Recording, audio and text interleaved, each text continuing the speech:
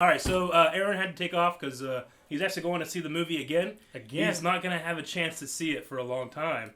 So he's seeing it twice tonight, and then that's probably going to be it for a while for him. So me, Shane, and Calvin are going to keep going with the discussion because I literally cannot do anything else until I get all of my thoughts out. Mm-hmm. I can't.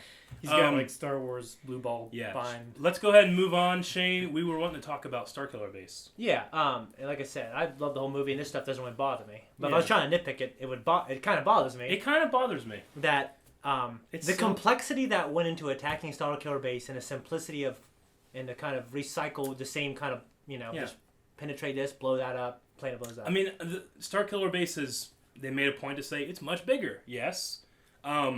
It can take out multiple planets at a time. And it uses, like, sun energy.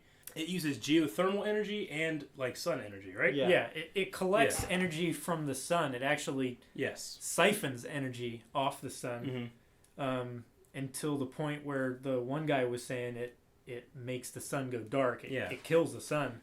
And it stores it inside, whether it's in, like, actual storage, like batteries, or, like, it actually stores energy. I think it's stored within, like, within the core. Yeah. Like, so I think that's interesting, but I don't get why when they fired it, why they didn't immediately start charging it.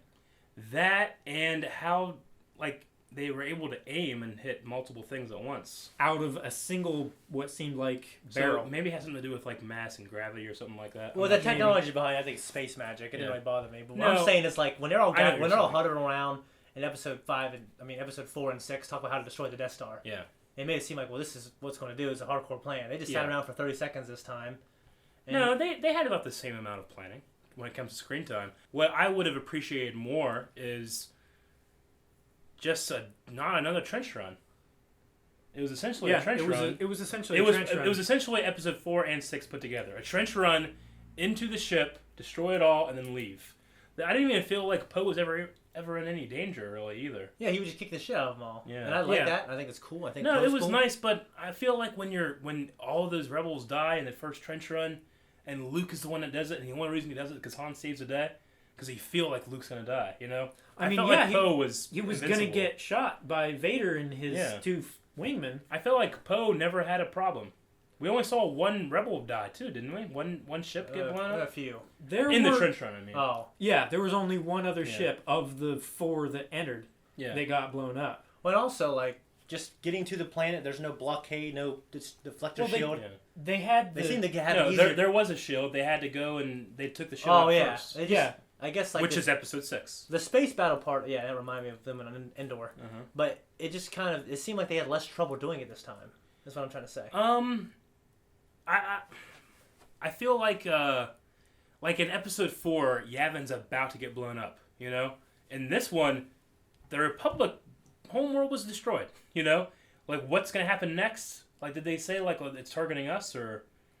It was the... Was there any imminent attack? I don't know. They were charging the weapon so that they could attack the system that the Resistance was based out of. I just feel like one of my problems with this is that, yet again, it was just don't have any fucking exhaust ports that you can fly into. You can shoot into.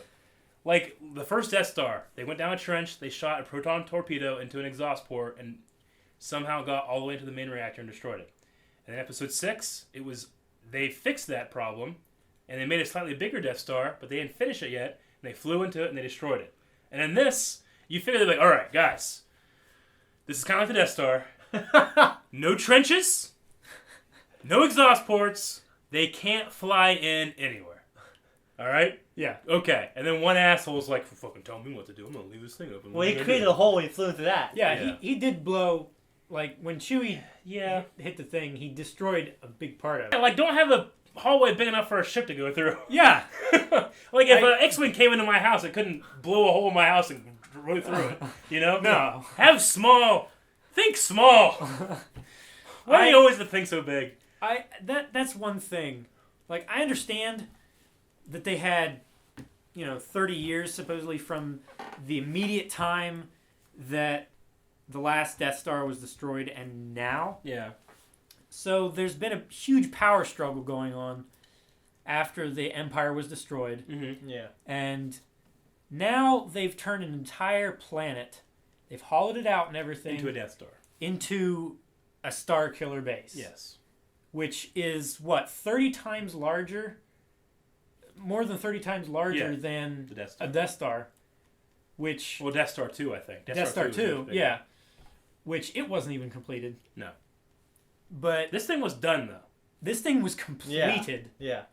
Well, shouldn't it have, like, 1 million starfighters? That's what I'm saying, man. Yeah. It seemed too simple. How the hell did they get in there? When General said scramble all of the fighters, I was expecting sky-darkening numbers. Yeah. Like the Reapers. We saw, 20. I mean, does the Death Star has a tractor beam, right? Yeah. Why didn't they just tractor beam all those 15 X-Wing pilots and then shoot them while they're like, you know? Yeah, this is a planet, and this is like... That's what I'm saying, the Resistance isn't even that fucking big. Yeah. That's another thing that bothers me. They knew this thing was being built. Yeah. They had to have known in the 30 years that this thing was being built. Why didn't they make a move sooner? I'm just saying, we saw a shot with, like... the big shock in Episode 6 is that it's a fully operational battle star. Yeah. Well, I'm just saying, it seemed that shot that we saw, it saw like 5,000 stormtroopers in that shot. Save a little bit on the regiment of stormtroopers, buy 10 more starfighters. Yeah. You know? If they looked over and they saw 1 million starfighters coming at them because this thing is so fucking big, it's essentially a planet. That's what I'm saying. It's a 200 army of only Marines. That's what I'm saying. The scale of the battle seemed much smaller than any of... They didn't even... That's what I'm saying. You figure it'd be much, much bigger. There wasn't even any capital ships.